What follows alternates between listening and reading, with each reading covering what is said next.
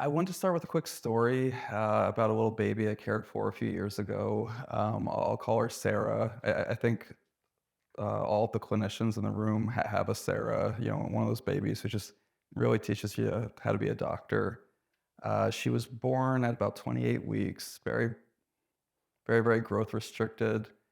And, uh, she was the one who taught me that I could intubate a 400-gram baby. She's the one who taught me how to do really tough prenatal consults. There's a Maya Angelou quote that I love, that they don't remember what you tell them, they remember how you make them feel. And Sarah really taught me that. A lot of tough conversations, kind of preparing for the worst, hoping for the best.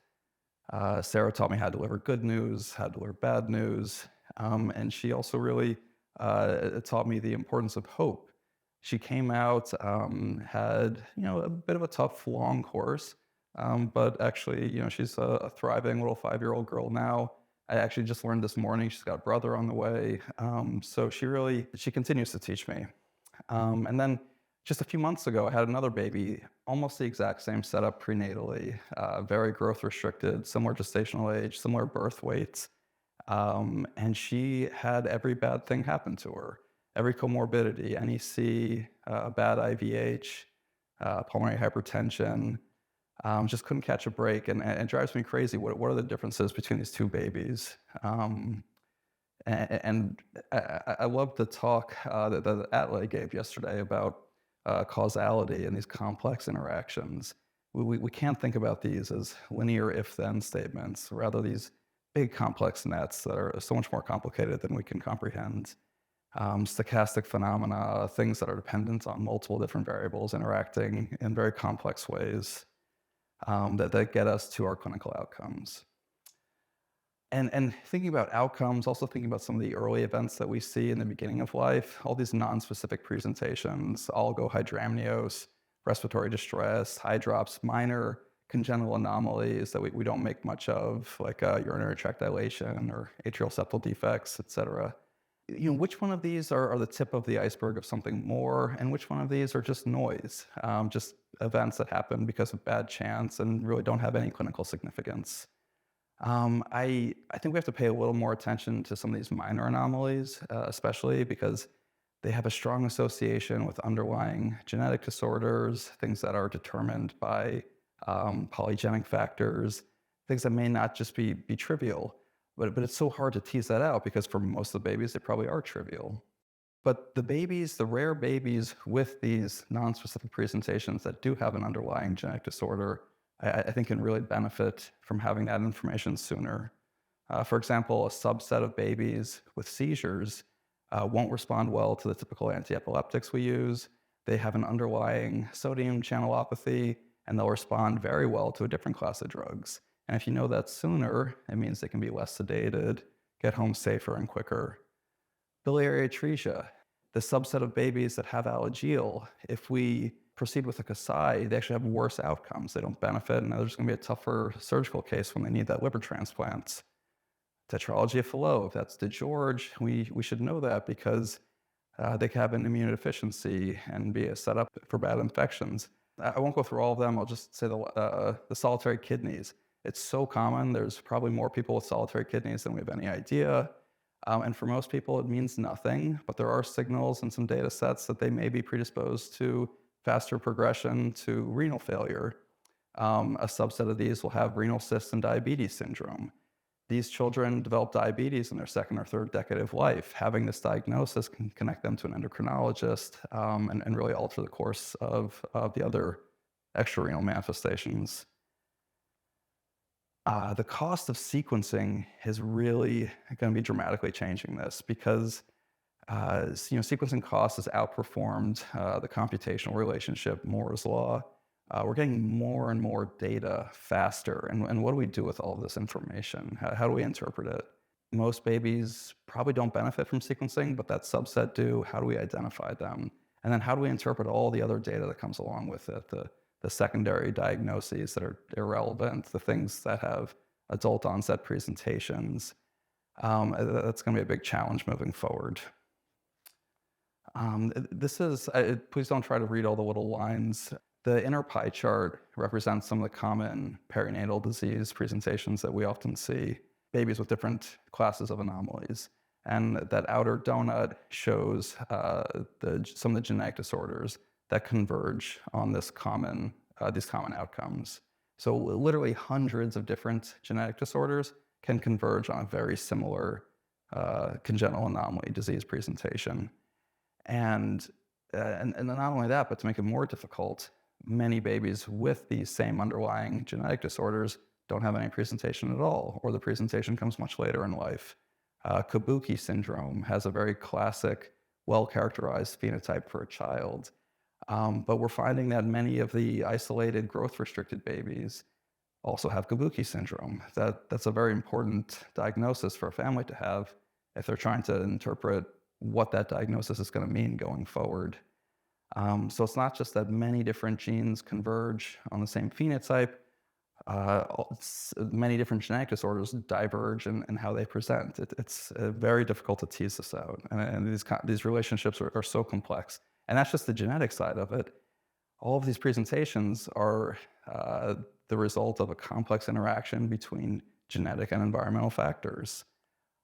I love this quote I go back to a lot, that the 21st century will be the century of complexity. We've had centuries of biology and physics, but we're now entering a century of understanding complex data sets, understanding how to interpret literally billions of genetic variants, and not to mention all the physiologic data that we're starting to gather. So the first message I hope I can impart is that having a genetic diagnosis, it's not like finding bacteria in the bloodstream. It's not a direct black and white relationship. Rather, it's being told that you have a predisposition, an assigned risk. Perhaps that's 5%, 10%, 20%, but it's a probability. And I think it's very important that we have to move away from black and white thinking, but rather get into some of these grays. This is from some modeling I did. This is logistic regression, looking at babies with minor as well as more severe congenital kidney anomalies. And this is also from the pediatrics data set, which has been mentioned a few times here. It's a really terrific data set, has over 1 million babies, including hundreds of thousands of preterm babies.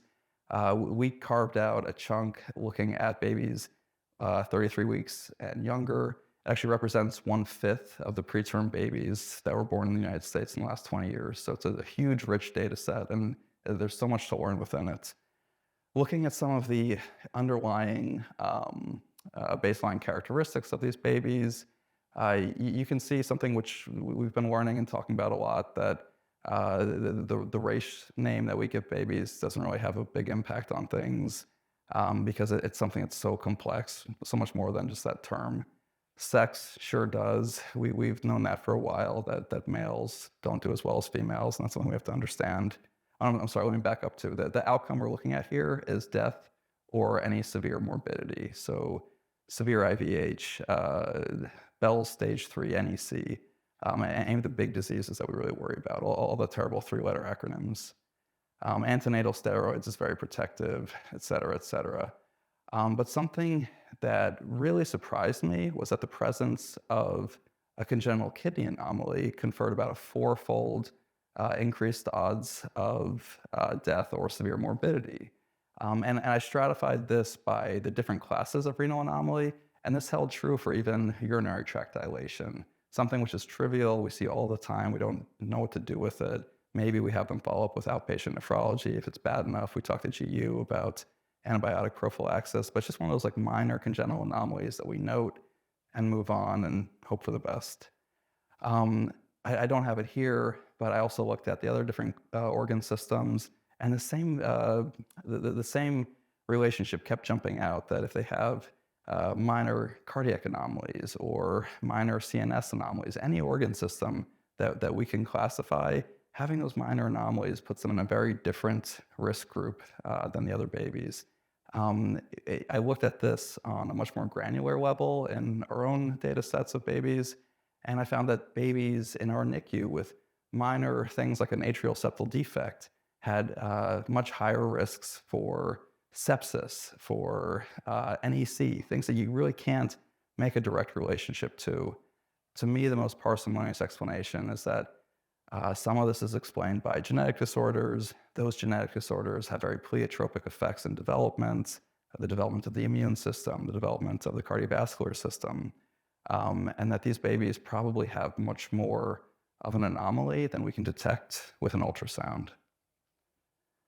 So I think it's going to be really important moving forward to try to find ways to combine that kind of thinking with bigger data sets, possibly including genetic information. And when we try to interpret these data sets, we have to find better tools. Machine learning has been talked about a few times today and yesterday. And it's machine learning is, I think it's going to be to medicine what regression was a few decades ago. It's just going to transform the way we understand things. I'm not good at Go. I find it very confusing, but it has like a really kind of beautiful, mysterious quality to it. If anyone, if you haven't watched AlphaGo, it's a documentary on YouTube. It's free. It's 90 minutes. It's fantastic. And it takes us through the story of when sort of the computers defeated one of the best human players possibly that ever lived. This is from game 2. This was move 37. When this move was played, all the experts were confused. The AlphaGo team got really scared that perhaps their algorithm was malfunctioning, something weird was going on. But as that game played out, it became this sublime, mysterious move that they're still trying to understand. This is a move that the algorithms predicted would be a 1 in 10,000 event for a human expert to do. It was just baffling. It was beyond human comprehension. I love this quote from Fan Hui. He was a lower level professional player who was helping the team. "It's not a human move. I've never seen a human play this move. So beautiful." And that was kind of the mood in the room. Elise Dole was humbled by it in retrospect. So we're going to be told things that we don't understand by machine learning. And then we're going to have to spend a lot of time, and hopefully with some help from machine learning, understand how we go from this input to that output. So we recently, in our own NICU, we started looking at the babies with congenital heart disease and how can rapid genome sequencing help improve the care for these kids. We had a cohort, about 50 babies, a very complex, sick cohort. But more than 1 in 4 of them were found to have underlying genetic disorders. If you look at larger data sets or the general population with CHD, that number is probably around 1 in 5 will have an underlying genetic disorder, maybe 1 in 10, depending on how you make your denominator. But then within those babies where we make that genetic diagnosis, most of them can have an improvement to their care because of getting that diagnosis and because of getting that diagnosis fast. For most of the babies, that meant referral to subspecialists.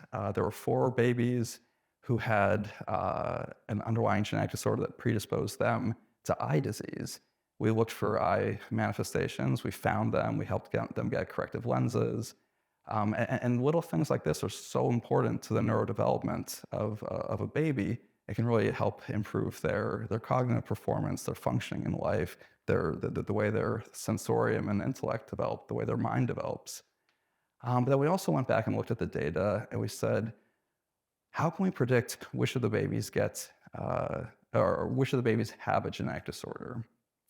So family history wasn't very helpful because most of these were de novo variants.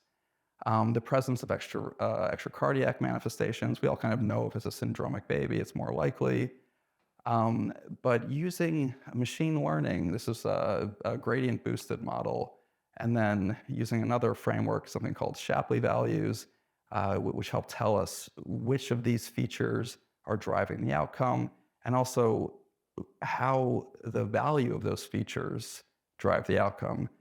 So what that means, if you look at the top plot, this is a normalized birth weight score, and it was the smaller babies that were much more likely to have a genetic disorder. Something that surprised me, and this could be for a number of artifact reasons or just biases within our data set, Older gestational age, after 38 weeks, the importance of gestational age really jumped up. So it's the older babies that were more likely to have genetic disorders. I can't explain that. Extra cardiac anomalies, not surprisingly, were strongly associated with having an underlying genetic disorder. So my hope is that we can get better and better data sets to help identify which are the babies that would really benefit from this very expensive, very hard to get diagnostic modality. It's not widely available. And that's even within our NICUs, let alone the rest of the world. So how can we pick out the babies who would most benefit? I've said this a few times in the last few slides, but just to make it explicit again, I believe that machine learning is going to detect patterns beyond our comprehension. Those patterns we could have guessed at, but it wasn't until we put it through these algorithms that the results were so clear.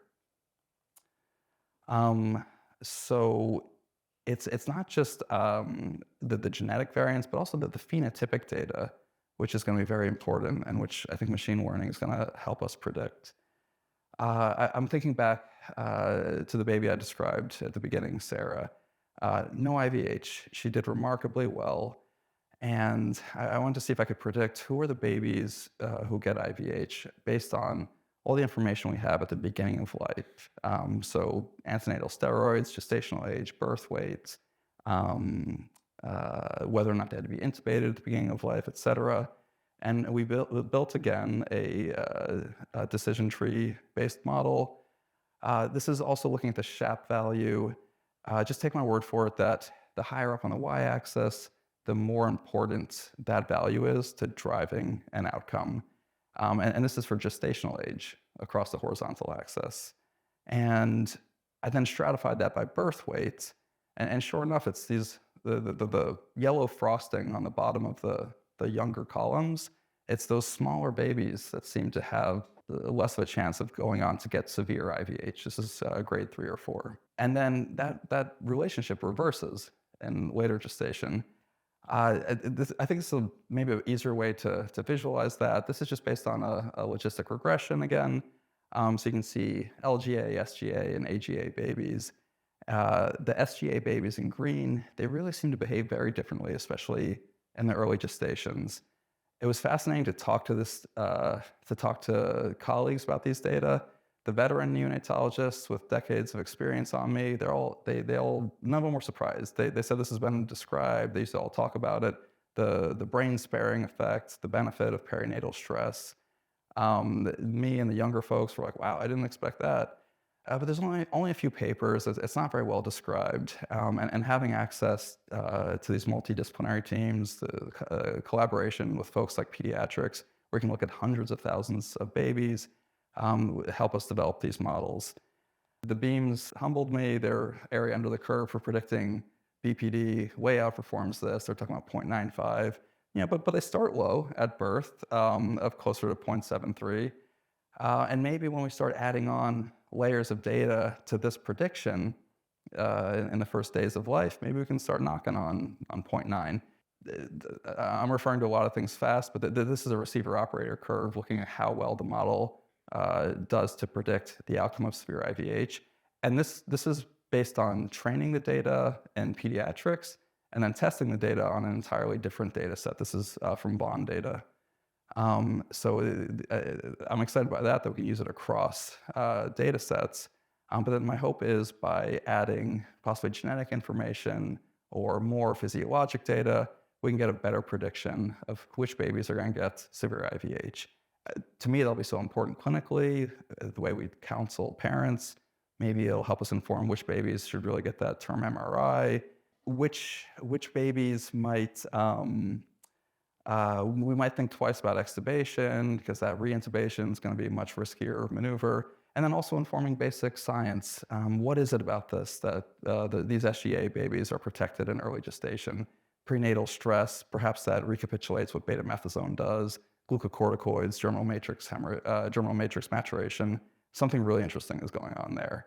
Last slide. A few years ago, one of my mentors, Ali Garabi, published these data looking at children with chronic kidney disease. Kids with chronic kidney disease, it's well described. They do worse in school. They have lower measures of cognitive performance. It's been said that, oh, these kids are in the hospital all the time. They're missing school. They're getting steroids, kidney transplants, et cetera. But when he separated these babies based on the presence of a copy number variant, those babies without genomic disorders had normal measures of cognitive function. Those babies with were about a standard deviation lower. And this is so important because if we can identify these kids, get them connected with early intervention, like early intervention is one of the great success stories of pediatrics, right? So we can really change the outcomes of these babies, I hope. So last point, the information we're getting is going to help prevent disease. I have so many people to thank, Miles and Selena, students who actually did all this work, my mentors, and then our families and babies who help inform us. Reach out to me, let's collaborate, let's share our data sets. I'm looking forward to talking to folks. Thank you very much.